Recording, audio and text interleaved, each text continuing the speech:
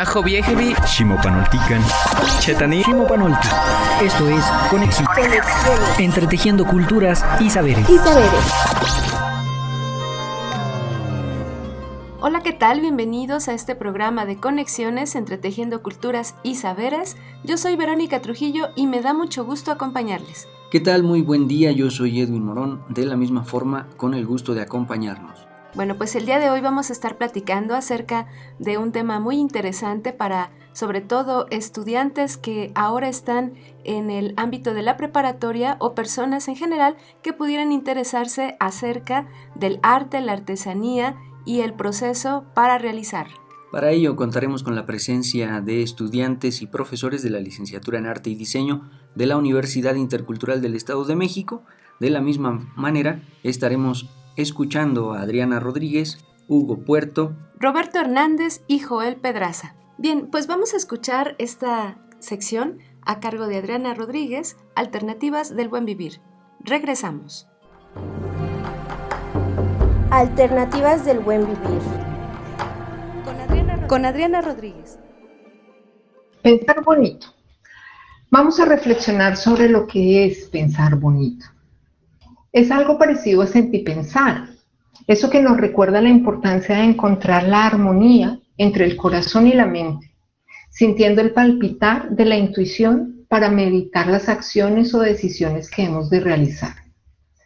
Pensar bonito es similar, aunque más centrado en la labor de la mente como creadora de realidades. Podría decirse que estas dos palabras, pensar bonito, salieron de las ciencias cuánticas que señalan cómo la mente es creadora de la realidad, que el cerebro es holográfico, es decir, una proyección de energía, y por tanto lo que pensamos o proyectamos es lo que creamos y lo que creemos. Pues bien, la sabiduría ancestral del buen vivir habla de aprender a pensar bonito como la base para imaginar, sentir, vibrar, crear, creer en el mundo que queremos vivir. Pensar bonito es todo un reto en un mundo racionalizado en el que nos han programado para tener miedos, para temer por el futuro y recordar con temor el pasado, perdiéndonos en una maraña de pensamientos que nos alejan del eterno presente. Pensar bonito es el simple, profundo y a la vez complejo saber que los antiguos nos transmitieron con el canto, con la palabra y con la práctica del aquí y ahora. Las civilizaciones y naciones andinoamazónicas de donde viene la palabra buen vivir hablan del Caipacha, que es el mundo intermedio, el mundo que habita el ser humano. Ese es el mundo del aquí y del ahora, que se mueve entre el arriba, el cielo, el Hanampacha, donde reina el cóndor, y que nosotros sería la mente, con nubes de pensamientos que crean tormentas o con el sol que ilumina el camino. Y el mundo de abajo sería el Ucupacha, el de las raíces y también las semillas, de donde venimos y a dónde vamos, el pasado y también el futuro. Allí nos enredamos con la nostalgia o con la preocupación. Pensar bonito es aprender a vivir conscientemente en el aquí y el ahora, en la presencia, en el eterno instante de cada gesto, respiración, pensamiento, sentimiento, soltando la capacidad de torturarnos con la mente, dejando de preocuparnos para aprender a usarla como una aliada que nos ayuda a encontrar lo positivo de todo, el lado bueno, bonito, porque incluso lo que llamamos negativo nos enseña a hacer, a estar y a vivir mejor. Esto es un paso para cambiar la educa-acción, es decir, aprender practicando antes que saber técnicas, datos y meter información en la mente. Hemos de desaprender a malutilizar esa maravillosa máquina creadora para entrenarla en pensar bonito, en todo. Lo que nos pasó, nos pasará en lo que pensamos, y el pasado, el futuro, por qué, para qué, a dónde vamos, soltar, liberar, para crear o recordar bonito. Ese es el inicio de la nueva humanidad, la que es consciente de su capacidad de crear la realidad, la que ejerce su soberanía en todos los sentidos y aspectos de su vida, la que está conformada por personas que en vez de buscar fuera las respuestas, miran hacia adentro encontrando allí la salida del laberinto que es la sociedad actual, o los nudos de los pensamientos. Pensar bonito es alejarnos de la tierra del mal, como la llama el pueblo guaraní a la propuesta de vida que nos aleja de la naturaleza, para volver a nuestra propia naturaleza colectiva, arraigada a la tierra, respetuosa con la madre, tierra, en convivencia armónica y equilibrada, primero con nosotros, hacia adentro, y luego con los demás, hacia afuera, aprendiendo a pensar bonito, a vivir en armonía y en equilibrio. Eso es el buen vivir como alternativa. Alternativas del buen vivir. Con Adriana Rodríguez. Y como ya adelantábamos, el día de hoy vamos a platicar acerca de los quehaceres y pormenores de la licenciatura en Arte y Diseño que se imparte en la Universidad Intercultural. En esta licenciatura hay un estrecho vínculo entre la producción artística, estética y de diversa índole que se genera en las comunidades originarias y la perspectiva académica también, de donde podemos concebir propiamente lo que es arte. ¿Cuáles son los diálogos? ¿Por qué también la producción propia cabe dentro de la dimensión del arte? Será importante entonces considerar las relaciones entre estos diferentes ámbitos y también invitar a la reflexión sobre la articulación de estos saberes y los conocimientos derivados de las ciencias y otras disciplinas relacionadas con esta actividad. Y es tiempo también de concebir el arte en una dimensión mucho más amplia, como la capacidad de creación propia de las culturas en el mundo.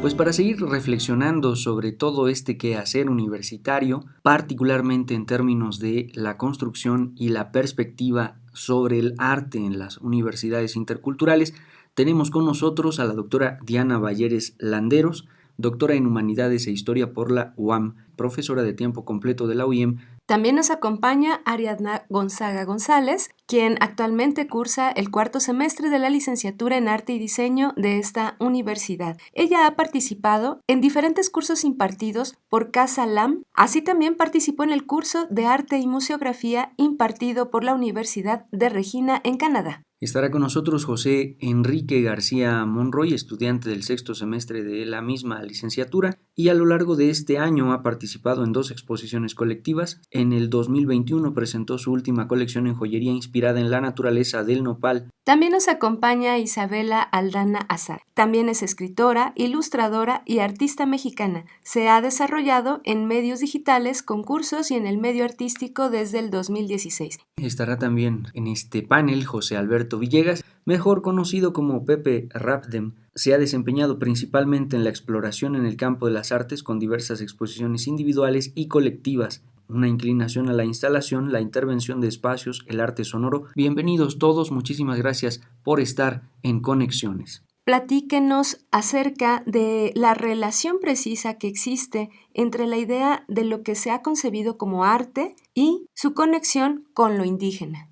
Pues bien, podemos ahí hacer y se hace esta separación entre esas dos cuestiones, ya que podemos notar que el arte, si bien se trae desde Europa, solamente es contemplado como arte desde ese tipo de vista, ya que el arte que se producía o se produce todavía en estas regiones, aquí en Latinoamérica, por no decir solamente la región de México, se le conoce como artesanía o incluso es todavía degradado a ser solamente una manualidad, ¿no?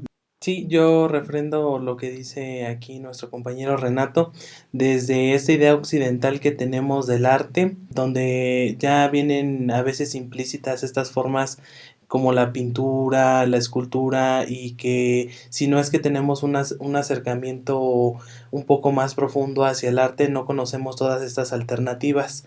Entonces también esta idea occidental que tenemos del arte ha desplazado un poco a las comunidades indígenas. Todas esas expresiones que se tienen del arte indígena se quedan como artesanías, manualidades o simplemente danzas, cuando desde un principio o desde antes de la colonia pues eran presentaciones artísticas. Sí, de algún modo creo que uno de los tópicos que tendrá que resolver una carrera como arte y diseño es precisamente la existencia de arte indígena. Porque si existe, es poco conocido, es poco reconocido en los museos, pero porque también sabemos muy bien que el adorno, la ornamentación de las vasijas que se conocen actualmente, que fueron creadas en tiempos prehispánicos, tenían un uso muy diferente a lo que se conceptúa como artístico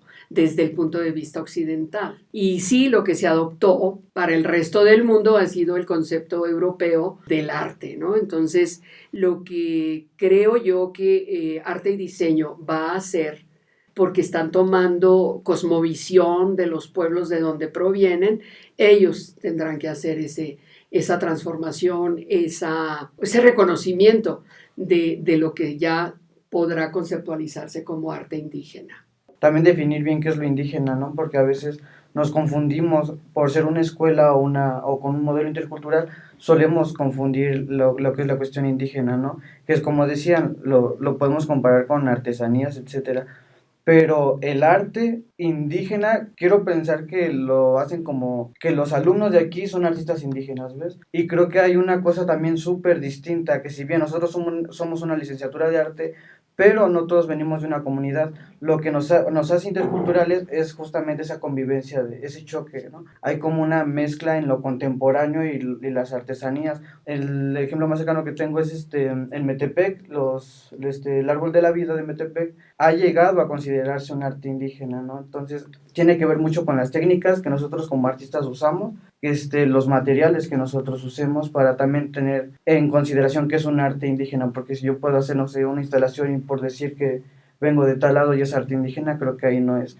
Creo que también es el uso de las técnicas, cómo ocupamos el material, cómo desarrollamos todas esas cuestiones, ¿no? También el arte indígena tendrá que identificarse con los materiales naturales y la sustentabilidad de los ambientes de donde salen gran parte de las materias primas con las que ellos trabajan, con el barro, con el ocochal, con muchos materiales que los indígenas de este país sí han tenido en consideración esa sustentabilidad, porque había una comunión, hombre, naturaleza, la sociedad, las comunidades estaban muy identificadas con la naturaleza. Y no para que vaya a los museos, no por el hecho de que vaya a los museos ya está reconocido, no, sino que simplemente un indígena puede producir arte haciendo todo este proceso creativo que los muchachos conocen muy bien. Sí, justamente para complementar, lo que entendemos en la licenciatura como arte es poder señalar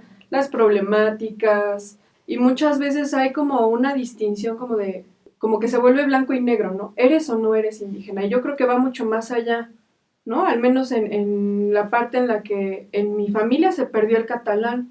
¿Por qué? Por pena, porque había discriminación, a pesar de ser blanca, a pesar de tener privilegios, ¿no?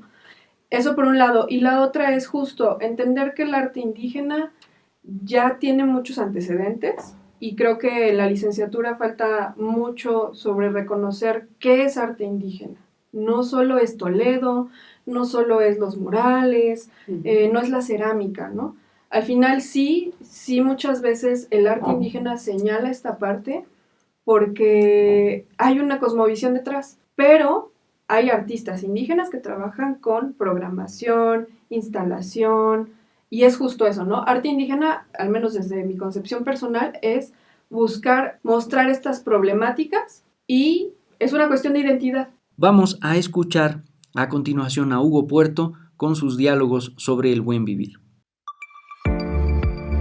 Dialogando sobre el buen vivir. Con Hugo Puerto.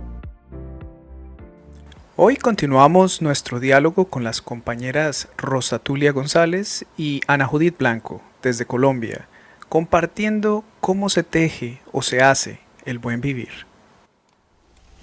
Para nosotros no es tejer. El buen vivir no se teje, el buen vivir se hace. El buen vivir se aprende. El buen vivir se escucha, se genera. Entonces es muy importante también las palabras de cómo decimos sobre lo que significa algo. El buen vivir nos enseñan nuestras madres, nuestros padres y la misma naturaleza.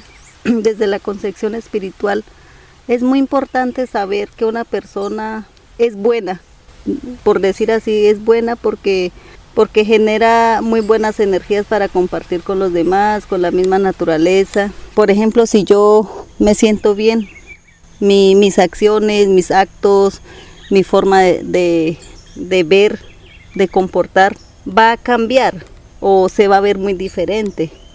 Por eso decimos que no se teje de un momento a otro, sino que es desde el momento que uno nace, de cómo se aprende y cómo le enseñan en la familia.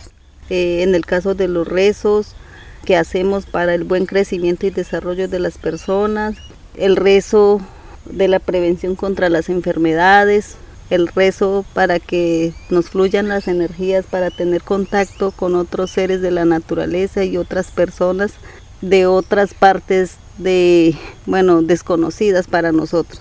La salud es importante, porque si no tuviéramos salud, no podríamos trabajar, no podríamos relacionarnos con las demás personas, no podríamos cuidar a nuestros hijos, porque la salud específicamente hace que un cuerpo tenga un buen vivir. Un buen ejemplo del buen vivir podría ser el de los dabucurís en el Baupés. Los dabucurís son rituales vivos de la selva donde el intercambio de comida y el recuerdo de los ancestros se narran y se performan para fortalecer alianzas entre grupos que habitan un mismo territorio. Los bailes y el canto son elementos primordiales para tejer justamente ese buen vivir y son fundamentales para la organización del mundo y su orden social. Ana y Rosa, ¿cuál es la importancia del territorio en el buen vivir? Territorio y buen vivir están totalmente relacionados. Lo uno, desde mi punto de vista, no tiene sentido sin lo otro. El buen vivir está muy ligado no solo al concepto del territorio, sino al del buen manejo territorial y ambiental. Y aquí no me refiero a la visión hegemónica sobre el territorio como un espacio geográfico delimitado, sino a aquella noción en la que priman las relaciones sociales, donde se vivencian los límites territoriales al caminarlos, al relacionarse con la gente que vive en el territorio, al cultivar, al intercambiar. Ahí se van tejiendo relaciones y se va tejiendo territorio. Nosotros no podríamos abusar de la naturaleza extrayendo o violando normas naturales, porque la naturaleza y sus seres también tienen la misma organización o la misma estructura social que tiene pues este mundo. Hablamos como de las personas, de todo lo que físicamente se puede ver. En el otro mundo, pues hablamos como del otro mundo, porque hablamos de la gente árbol, de la gente agua, de la gente piedra, de la gente animal, de la gente tierra, ¿cierto? Para nosotros estos seres están vivos, nos comparten, ellos comparten sus conocimientos, nosotros sacamos los conocimientos de ellos, pero nadie va a saber que eso está pasando, porque la sabiduría ancestral es de la misma tierra, es de la misma naturaleza, es de la misma vida que ha estado enseñando parte de los conocimientos que nuestros ancestros o nuestros abuelos o nuestros payé, cumú tienen en este tiempo también. El lenguaje, la comunicación es importante porque también nos comunicamos a través de ella. Nuestras compañeras volverán a acompañarnos en futuras cápsulas para conversar sobre la interculturalidad e institucionalización del buen vivir. Gracias por escucharnos. Dialogando sobre el buen vivir. Con Hugo Puerto.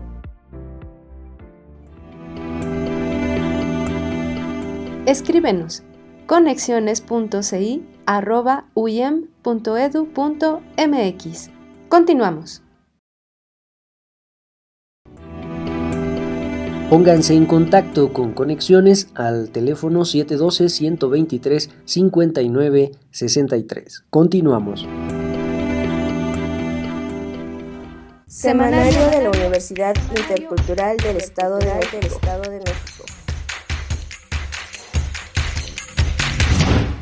Continuando con la atención a usuarios en la Clínica de Salud Intercultural, después de ser atendidos en el área de trabajo social, realice el pago de su consulta en caja, quienes son de primera vez. Si el usuario acude de manera subsecuente a la unidad médica académica, ya no pasa a trabajo social, solo a recepción y a caja para el pago de su consulta. Posteriormente, tanto usuarios de primera vez como subsecuentes acuden al área de signos vitales para checar tensión arterial, temperatura, frecuencia cardíaca, frecuencia respiratoria, ser pesados y medidos, y en caso requerido, hacer una prueba sanguínea capilar para identificar el nivel de azúcar en sangre.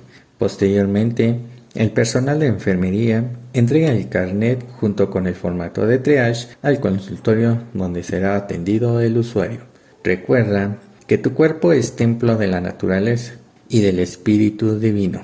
Consérvalo sano, respétalo, estúdialo y concédele sus derechos de ser atendido en la Clínica de Salud Intercultural. Brindar un espacio a las lenguas maternas. Con el fin de conocer cuáles son algunas de las problemáticas a las que se enfrentan los profesores que imparten clases de lenguas maternas dentro de la UIM, hoy escucharemos al maestro Leonardo Carranza Martínez con su experiencia personal. Yo creo que el problema más difícil que he tenido ahora para enseñar en Maplatzinca es un poco el ajustar o, digamos, aterrizar los programas de la Universidad Intercultural al proceso de enseñanza de la lengua, ¿no? Porque son programas que tienen temáticas generales, pero no hay como un material ni hay un diseño que pueda guiar como la clase, ¿no? Entonces, esta parte de revisar los programas y luego de irlos ajustando, ¿no? Un poco al desarrollo de la clase misma y luego con respecto a las habilidades comunicativas, creo que es como el principal problema que he tenido. Porque ya en clases, pues bueno, parece que no hay como detalles, ¿no? Con esa parte. Semanario de la Universidad Intercultural del Estado de México.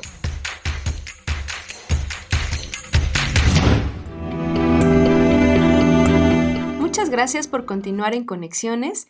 Seguimos platicando acerca de los objetivos y discusiones que se llevan a cabo al interior de la licenciatura en Arte y Diseño. Para eso, entonces, un tema fundamental, me parece, es reflexionar acerca de la labor, construcción, importancia y simbolismo que poseen las artesanías. Creo que en nuestro país, desafortunadamente, los que más aprecian las artesanías de este país son los extranjeros. Y qué pena, pero así es. Lo he experimentado desde hace muchos años. Soy coleccionista de artesanías y me he dado cuenta de eso desde hace mucho tiempo. Creo que los muchachos de arte y diseño tienen perfectamente claro qué es la artesanía, cómo se da ese proceso de la manufactura artesanal. Pues se entiende que la artesanía es aquel objeto que cuenta con tres principales puntos, ¿no? Que está hecho con materiales de la región, también que cuentan con una simbología muy importante dentro de la artesanía, que se ve implicada, ¿no? Y la otra es sobre las técnicas que manejan los artesanos para la elaboración de dichos productos, y a veces se confunde con las manualidades. Y es algo pues muy importante que debemos aprender a diferenciar, ¿no? Porque a veces devaluamos la misma artesanía por el hecho de no saber diferenciar entre uno y otro. Pues sí, vemos que en la artesanía ya viene implícita esta cosmovisión que bien mencionaba la doctora, ¿no? Acerca de lo que se piensa en nuestra región, de cómo es que nos expresamos, ¿no? Que es parte también de nuestra carrera llegar a identificarlo, pero también ahí viene esta parte imprescindible, ¿no? Que es crecimiento económico que va a evolucionar, que va a modificar la manera en cómo los artesanos empiezan a hacer su artesanía, porque ahora ya demanda que se tenga que producir en cierta cantidad para vendérselo a cierta gente, y creo que eso es parte fundamental en nuestra carrera, porque así más que darle un valor a la pieza, le estamos dando un valor también a nuestra forma de ser, a cómo la gente de afuera nos ve a nosotros. Sí, yo estoy de acuerdo con Renato. Creo que algo principal es la artesanía tiene detrás una tradición. Y esa tradición, a pesar de que puede retomar los materiales o puede retomar ciertas formas, usualmente se ha visto pues permeada por la globalización. Hay muchas artesanías que antes se hacían de otros materiales y ahora hay chaquiras, hay plástico, incluso reusar materiales y tal. Y ahora lo que habríamos que señalar como estudiantes de la licenciatura es que la artesanía y el sacrificio siempre han estado de la mano y creo que es momento de que eso cambie, porque ya hay tecnología involucrada y lo que queremos es dignidad, ¿no? Como nuestras familias, muchos de nuestros compañeros tienen papás artesanos, hermanos, tíos. Ahora lo que pensamos es, ya no hay que malbaratar la artesanía. ¿Por qué? Porque sí hay un mercado. Lo que pasa es que no se ha distinguido entre manualidad, que es una cosa como de el baby shower, Fantasías Miguel, pero la artesanía va mucho más allá, ¿no? Y esta cuestión de poder preservarlas es importante porque si muere la artesanía, también muere una parte de la cosmovisión. Justo eso, ¿no? Bueno, yo iba a comentar también esa parte de que la artesanía lleva detrás un conocimiento, ¿no? Y es el conocimiento, no precisamente como perseverarlo, porque ahí está, ¿no? Está perenne. El punto es de que la forma en que lo difundimos y como también nosotros mismos, bueno, en contraste, que yo me he dado cuenta lo que hace la licenciatura en algunas ocasiones, que es la vinculación comunitaria, es que nuestra forma de pagar es como darles una moneda, ¿no?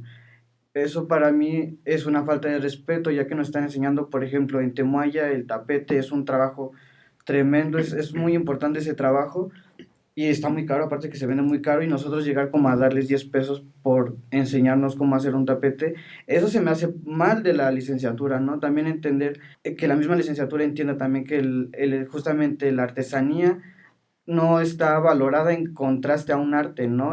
Como decía, el arte es igual a la artesanía en el mismo valor epistémico y también porque, le digo, tiene un conocimiento detrás profundo, ¿no? Entonces, nosotros como licenciatura, también debemos de tener en cuenta eso, ¿no? Porque sí, las artesanías son cosas majestuosas, ¿ves? Pero ¿qué hacemos nosotros con esa información? ¿Qué hacemos nosotros como licenciatura más que nada ante esa situación? Les digo, ir a vinculación no es llegar a dar 10 pesos porque nos enseñan su técnica, ¿no? La vinculación es entablar realmente un intercambio de conocimientos, que es lo que hemos estado intentando hacer siempre.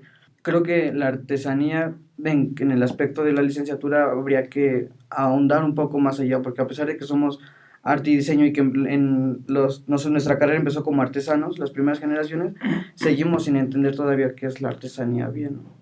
Yo creo que también hay que, yo quisiera nada más abundar un poquito sobre lo que dice Alberto, es que la artesanía tiene que lograr en nuestro tiempo una dignificación de ese trabajo. Por eso creo que se ha menospreciado muchísimo el gran trabajo de grandes artesanos de todo el país, que están instalados en todo el territorio de México, y que México es uno de los países más ricos en artesanía en el mundo.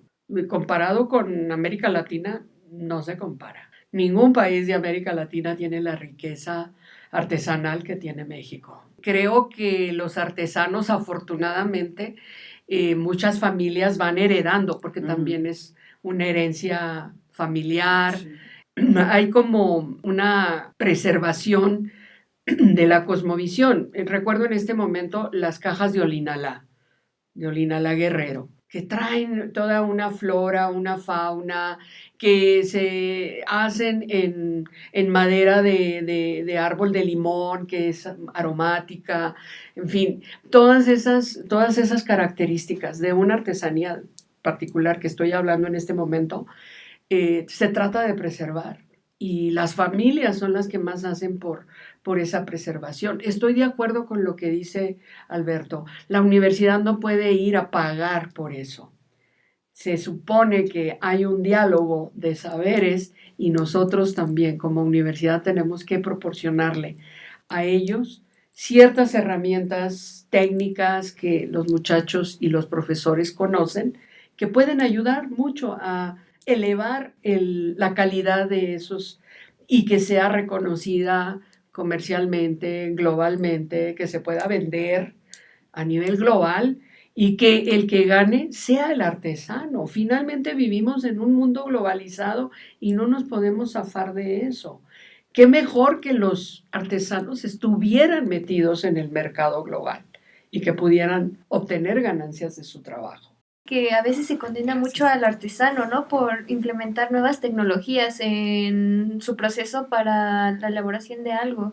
Es lo que estaba viendo con el trabajo de una compañera de la carrera, que estaba precisamente hablando de que les estaban condenando a estas mujeres artesanas que se dedican al textil, que por qué usan las máquinas de coser, no lo deberían de hacer a mano. Creo que debemos también quitarnos como esa idea de que, no, lo artesano debe de ser manual, o sea, hecho a mano, o no, o sea, ya como humanidad también estamos avanzando poco a poco. Pero yo estaba pensando en las tortillas de Temaya, las que hacen en sus ceremonias, que son como, es una xilografía, ¿ves? Sí. Y están mezclando esta parte del grabado con la artesanía igual de la tortilla. De la tortilla, y tiene como, a mí se me hace algo igual súper poético, ¿no? Por ejemplo, la tortilla, porque es una tortilla simbólica además. Claro.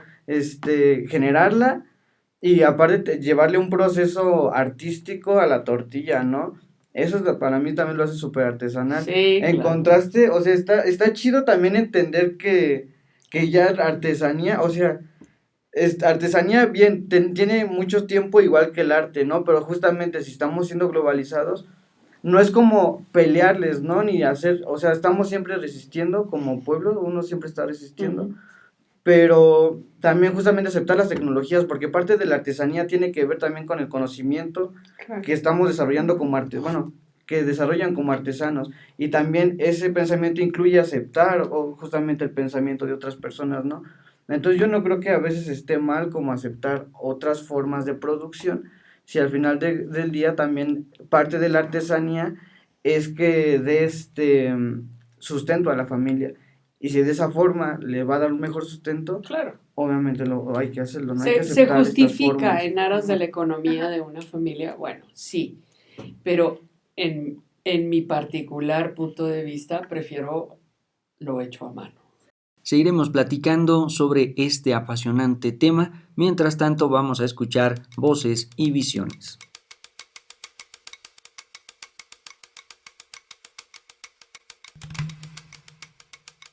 Voces y visiones.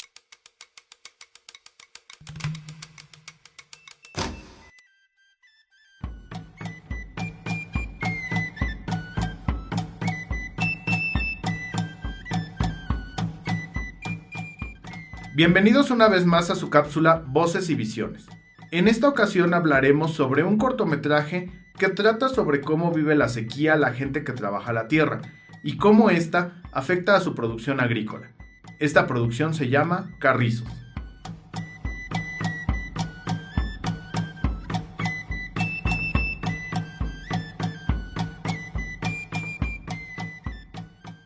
Carrizos fue dirigida y escrita por Dinazar Urbina Mata, quien tuvo la oportunidad de formar parte de la cuarta generación del taller en cine documental ambulante Más Allá, donde dirigió el documental Siempre Andamos Caminando del 2017.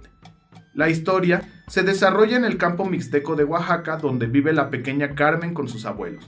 Ellos se ven agobiados por una sequía que amenaza la milpa de la familia, por lo cual Carmen busca la manera de hacer que la lluvia por fin llegue.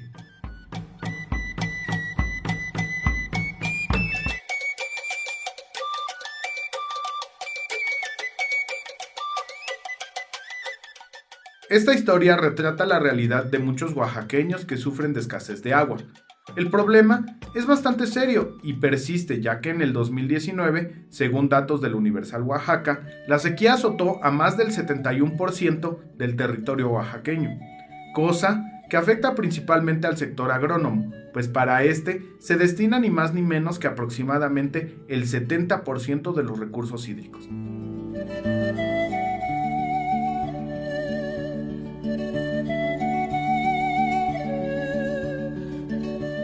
Regresando al cortometraje Carrizos, este fue producido por el Instituto Mexicano de Cinematografía y formó parte de la muestra del 22º Tour de Cine Francés, proyectándose en FIC UNAM. Además de que obtuvo mención especial por Mejor Producción Nacional en el 23º Festival Internacional de Cine para Niños y No Tan Niños de la Matatena Asociación Civil. Esta producción dura casi 12 minutos, pero ese fue tiempo suficiente para que Urbina Mata tocara en su obra cinematográfica temas como los recursos limitados con los que cuentan algunas de las familias rurales en Oaxaca, la zona en la que viven dichas familias, el pedimento de lluvia al Cerro de la Yucusa, entre otros. Si les gustan las producciones de temática social, este corto es el indicado, pues la obra muestra un poco de la cotidianidad de la comunidad indígena zapoteca de Oaxaca. Pues esto fue todo para la emisión de hoy. La información de esta cápsula fue obtenida de Filmoteca UNAM, Filmin Latino, Fundación Aqua y el Universal Oaxaca. Los dejamos con Gendanabani, que es una canción tradicional del istmo oaxaqueño, y no lo olvides. Lo escuchaste en Voces y Visiones. Hasta la próxima.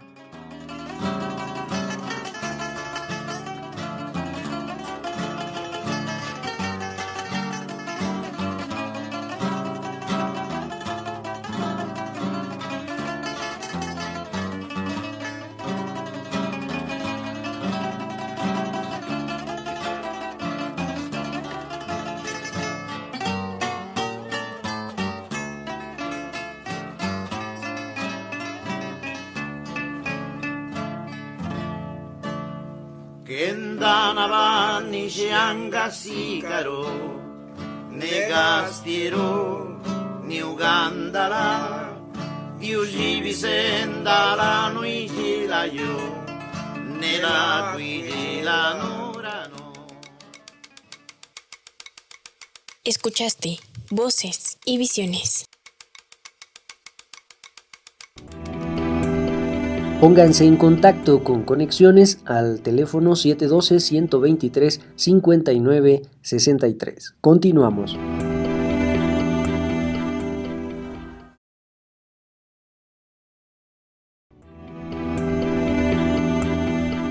Escríbenos conexiones.ci@uyem.edu.mx. Continuamos. Origen, tránsito y destino. Por Joel Pedraza. En esta ocasión voy a pedirles un poco de comprensión y tal vez hable un poco más de lo que usualmente duran estas cápsulas, porque en esta ocasión hablaré de la Ciudad de México y los datos estadísticos de movilidad y migratorios que presenta. Entonces, de acuerdo al último censo, la población está contemplada en 9.209.944 personas. Esto solamente en las 16 delegaciones o alcaldías de la Ciudad de México, sin contar toda la zona conurbada del Estado de México mayormente y del Estado de Morelos, que también generan toda una zona metropolitana muy importante y tal vez una de las más grandes del mundo. Solamente, por decirlo así, un poco más de 9 millones viven en la Ciudad de México, pero tiene comportamientos relativamente estables. Es decir, por ejemplo, del 2014 al 2018, el porcentaje de la población que vivía en esa entidad solamente varió en un 0.5%, que es algo así como 50,000 habitantes. Y de igual manera, los residentes de otra entidad aumentaron en un 0.4%, es decir, el incremento en la población en la Ciudad de México, a pesar de que pudiera pensarse como muy alto, no necesariamente lo es. Y la ilusión de esta falsa movilidad es porque suceden dos fenómenos. Uno, porque las personas se asientan en municipios de la zona conurbada del Estado de México, o bien porque fungen como, que podría llamarse commuters en contextos transfronterizos, o como trabajadores en una entidad y que son ciudadanos o que son habitantes en otra entidad, es decir, que viajan a la Ciudad de México desde muy temprano, allá realizan sus labores económicas, regresan y se convierten en ciudades como incluso puede ser Toluca, Pachuca, Cuernavaca un poco menos, pero por la cercanía, en ciudades dormitorio. Entonces se genera otro efecto que es el de, después de pasar la franja de la zona conurbada, existe otra franja que se puede concebir como una ciudad dormitorio, es decir, ciudades que solamente reciben a personas para dormir efectivamente y que salen muy temprano a otro destino para trabajar. Por ejemplo, esto no quiere decir que todas las ciudades dormitorios cercanas a la Ciudad de México manden sus trabajadores a la Ciudad de México, pueden mandarlo a otros lugares. Pero en sí el hecho es que esa ciudad tiene esas características. Toluca se está convirtiendo en una ciudad así, todos los municipios cercanos a la Ciudad de México en ese tránsito, Santiago Tenquistenco, Xonacatlán, Huixquilucan, ya comienzan a ser municipios dormitorio que alimentan económicamente hablando a la Ciudad de México. De ahí que surja una falsa expectativa de que la ciudad está creciendo en demografía cuando no necesariamente. Eso por un lado. Por otro lado está otro indicador como muy evidente respecto a la migración, es el saldo neto migratorio, en el cual menciona que el INEGI menciona que del 2014 al 2018 hubo una variación del 0.4%, y es un saldo negativo, pasa del menos 3.1 al menos 2.7, es decir, en los últimos 8 años la Ciudad de México ha perdido habitantes. Esto se debe a muchas razones, muchos factores. Puede ser la inseguridad, puede ser los aspectos geológicos como los sismos que vivimos en el 2017, 2019, también las ofertas de trabajo, ciudades en crecimiento como Querétaro o como incluso San Luis Potosí y todo el corredor que se está construyendo hacia esa región norte del país, hace que otras personas migren y que ya no vean a la Ciudad de México como una ciudad idónea para vivir. Dependiendo del rubro en el que trabajemos, dependiendo de las oportunidades de trabajo, tenemos diferente concepción sobre la Ciudad de México en este caso. Y de igual manera, eso en un saldo neto migratorio, pero el porcentaje de la población del 2014 al 2018 en la Ciudad de México pasó del 50.9 al 36.5%, es decir, la mitad de los migrantes que salían de la Ciudad de México salían a Estados Unidos y el resto al resto del país. En el 2018 apenas el 36.5% migró a Estados Unidos y el 73.5% debió haber migrado a otro destino, probablemente otra entidad federativa, no necesariamente a otro país, sino a otra entidad federativa. ¿Vale? Entonces, sí se fomenta la movilidad, no necesariamente una movilidad internacional, y la población no se incrementa necesariamente en número, pero sí en actividad, debido a que, muy similar a los recursos naturales que necesita la Ciudad de México, también necesita recursos humanos que tienen que llegar por horas para alimentarla y luego regresar a descansar, en una versión muy robótica de ver las ciudades, ¿no? O muy sistémica. Entonces, ese es el dato específico para la Ciudad de México. Como sabemos, la Ciudad de México es el centro político del país, en consecuencia busca o buscó durante mucho tiempo ser el lugar de oportunidades. Esas oportunidades ya no son necesariamente las mismas que se presentaban antes, en otros discursos incluso hasta mediáticos, sino que se han movido. ¿Hacia dónde se mueven? Hacia ciudades que ofrecen algún tipo de atractivo económico a los habitantes. Insisto, Querétaro es la ciudad que parece que más ha tenido crecimiento, cercana a la Ciudad de México. Toluca no ha logrado asentarse como una opción tan viable, sigue siendo todavía una ciudad cuya principal actividad económica es la industria, más allá de los turismo o los servicios, como lo pudieran ser otras ciudades. Entonces, de ahí que parezca que el flujo se está moviendo hacia el norte de la zona metropolitana de la Ciudad de México, por un lado, y en conectividad con Querétaro, con San Luis Potosí, Monterrey, incluso hasta la frontera, ¿no? En el norte de México, del lado este. Entonces, por ahí va el asunto. Ahí encuentra un poco la explicación, tal vez el aeropuerto Felipe Ángeles, recientemente inaugurado, puede ser una de las explicaciones. Sin duda, esa obra también llevará y derivará en una movilidad hacia esa región. Esa zona sin duda se incrementará su población y bueno, habrá que ver qué sucede demográficamente hablando en esa región, que alimentará de nueva cuenta a la ciudad de Querétaro y a la Ciudad de México. Según recuerdo, el Felipe Ángeles, bueno, según calculo, está como a 1 hora en auto, a diferencia del Benito Juárez, que estaba incluso como a 2 horas sin contar tanto tráfico en la Ciudad de México. Entonces, esas variables harán que el comportamiento sociodemográfico sea interesante en los próximos años. Muchas gracias, seguimos en contacto y sigan escuchando Conexiones. Origen, tránsito y destino. Por Joel Pedraza. Ya estamos de regreso en Conexiones, agradecemos mucho su compañía y vamos a seguir platicando acerca de este tema y los pormenores que suceden en la licenciatura en Arte y Diseño. Para eso es necesario reflexionar acerca de la relación que existe entre arte y contemporaneidad. Es que también justamente definimos arte desde el Tecné, pero ¿cómo definían arte antes aquí en México, no? Como, por ejemplo, hay un término que también me gusta mucho que es en Italia, donde arte significa dominio de la técnica, entonces también hay que saber de dónde estamos leyendo el arte, ¿no? Eso como para empezar. Si bien desde el Tecné, la técnica, el dominio de la técnica, los artesanos dominan una técnica, ¿no? Ya llevándolo a lo contemporáneo, no sé, por ejemplo, yo que trabajo con la instalación, ya llevo una técnica, bueno, llevo como 4 años, 5 años trabajando, ya empiezo a tener yo un dominio de esa técnica, ¿no? Entonces, ¿qué le digo? Estamos en el mismo nivel artesanía. Bueno, pero en la cuestión contemporánea, ¿qué es lo que aparte? Porque también tiene que ver con una cuestión generacional, ¿no? Cómo ciertas generaciones trabajan cierta cosa a cierto punto. Y es que también técnica, supongo que no es tampoco referirnos a pintura, escultura, tal.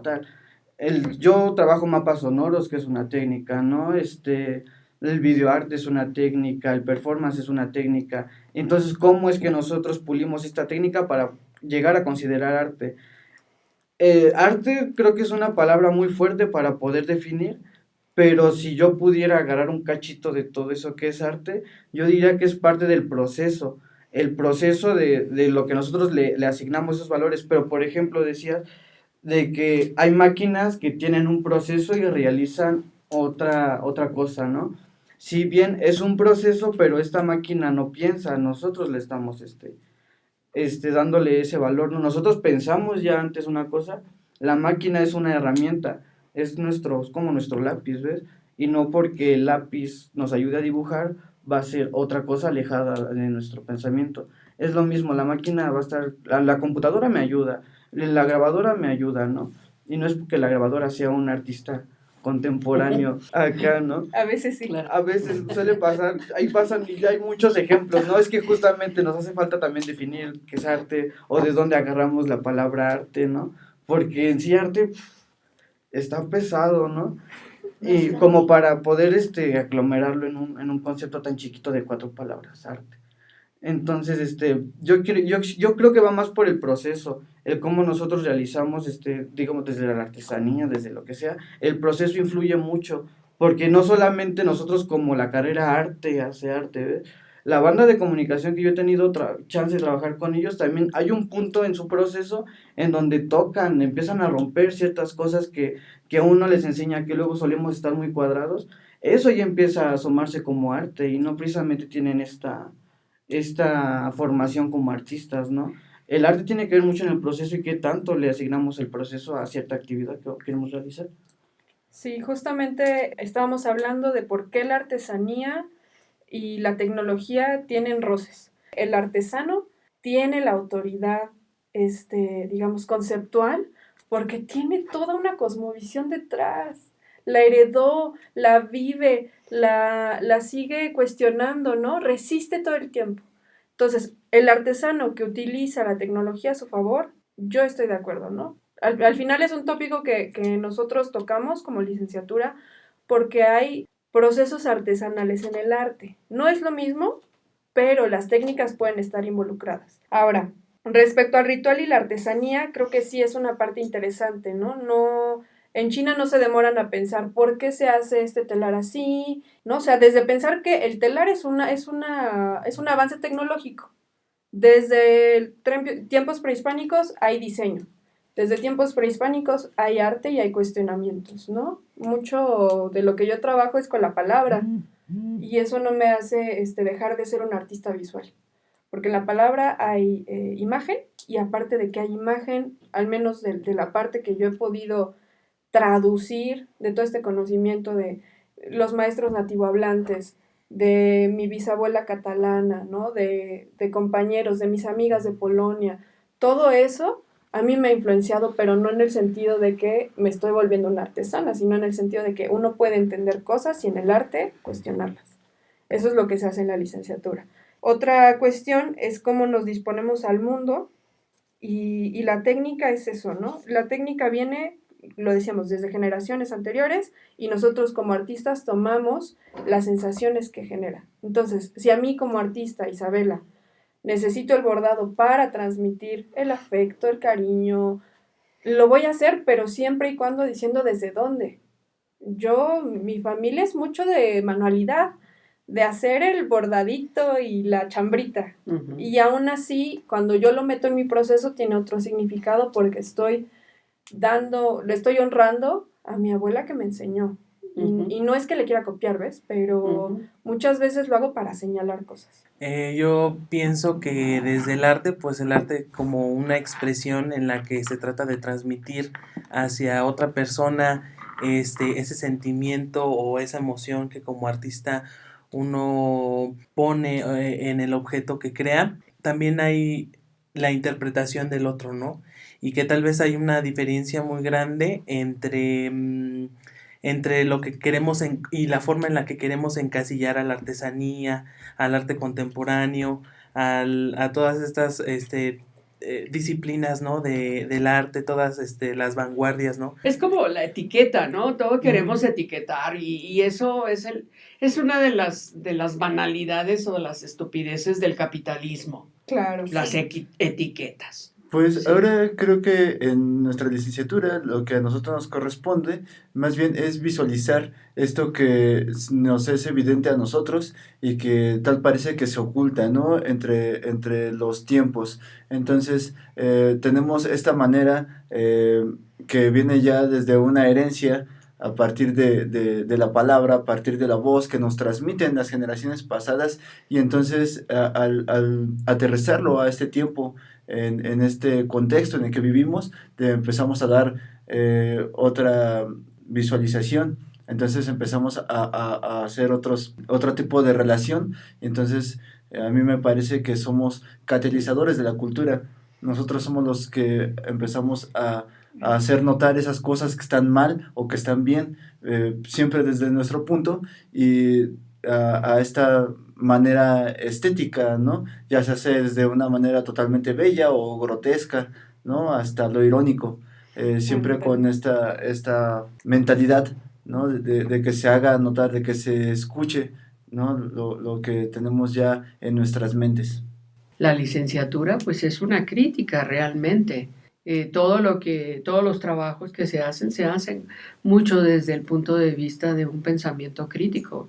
No criticón, sino crítico. Sí, y justamente lo que decía Renato, la cuestión es, no se trata de decir esto es arte y esto no. A nosotros nos toca recorrerlo. En la licenciatura nos tocó hacer tapetes en temuaya, nos tocó hacer tejido, bordado en punto de cruz, y nos tocó hacer instalación, y nos tocó hacer un texto crítico sobre, al menos yo criticaba mucho a Lila Downs, pero ese recorrido nos da herramientas, no para quedarnos como artesanos, no para quedarnos como artistas, sino decir qué está pasando y para qué. Claro. ¿No? Al menos mi quehacer es sí el arte, pero no se limita, les decía, a una forma visual, no se limita a la investigación, es todo lo que involucra, pues.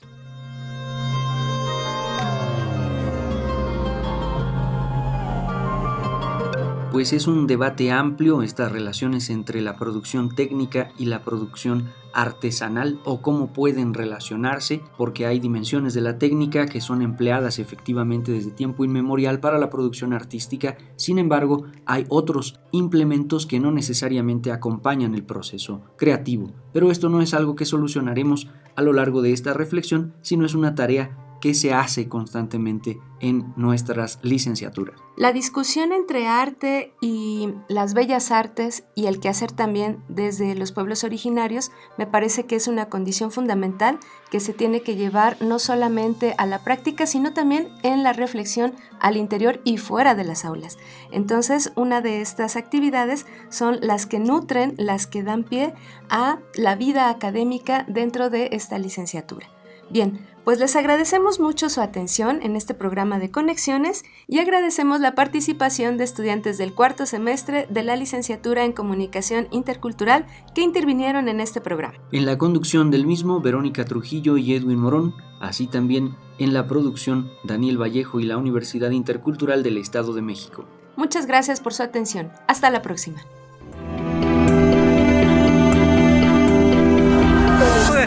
Najo Viejevi, Shimopanoltican, Chetani, Shimopanolti. Esto es Conexión.